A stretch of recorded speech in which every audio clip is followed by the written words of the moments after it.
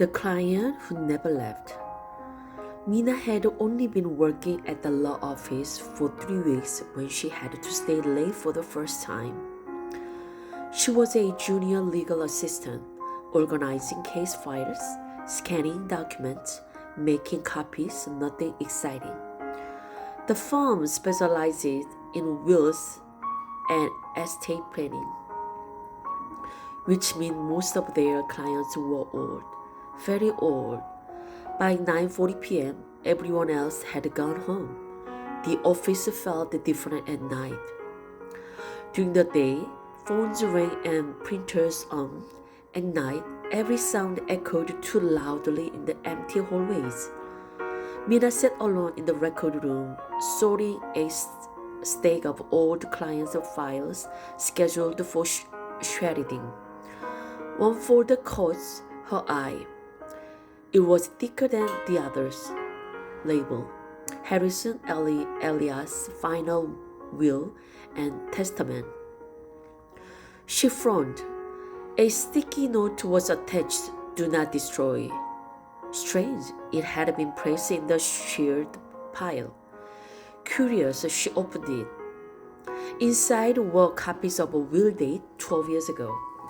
Everything was normal: assets, beneficiary, except the final page. There was a handwritten addition at the bottom, not signed, just written in shaky ink.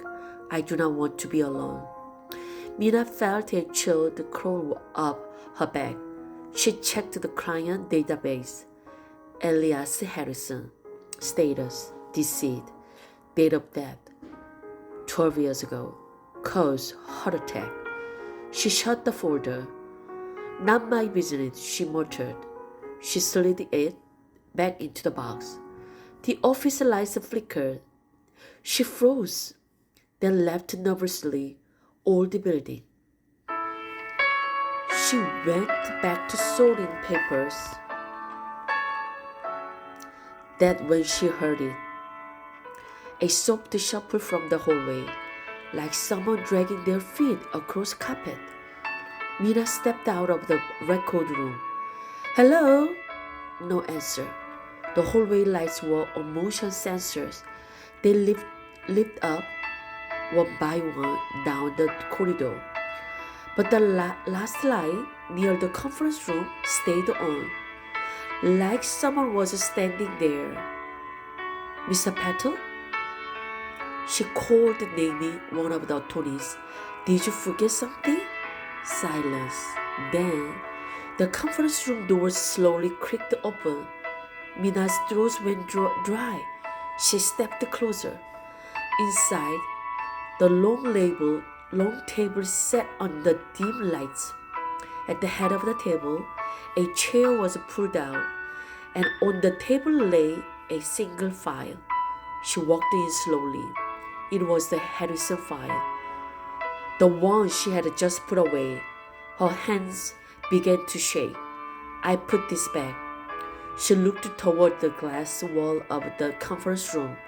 In the reflection, she was not alone.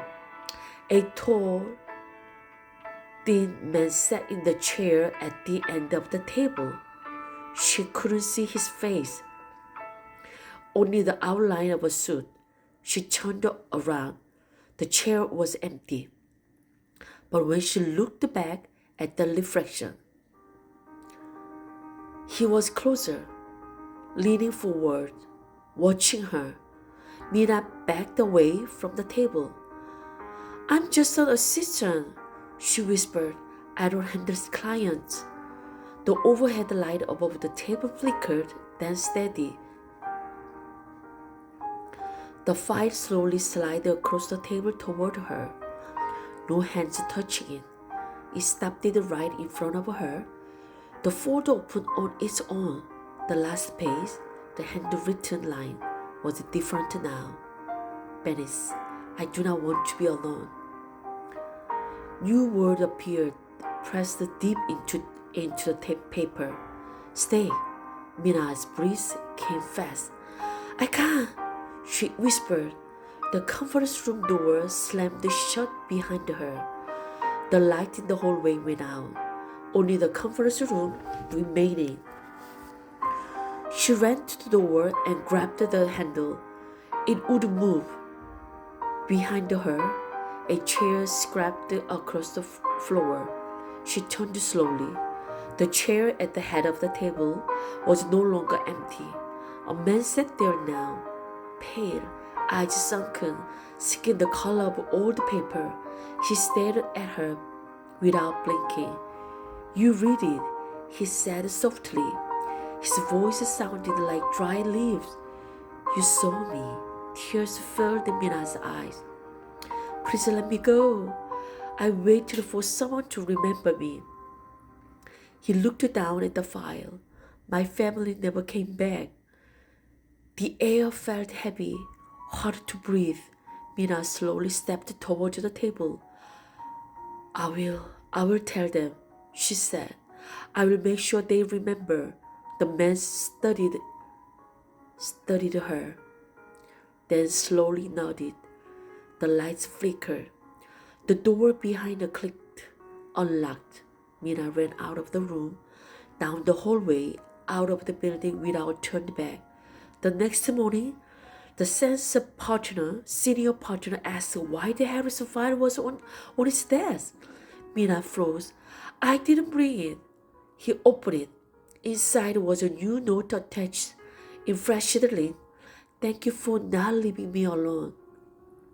Mina never walked late again, but sometimes when the office is quiet, the conference room chair is already pulled out, waiting.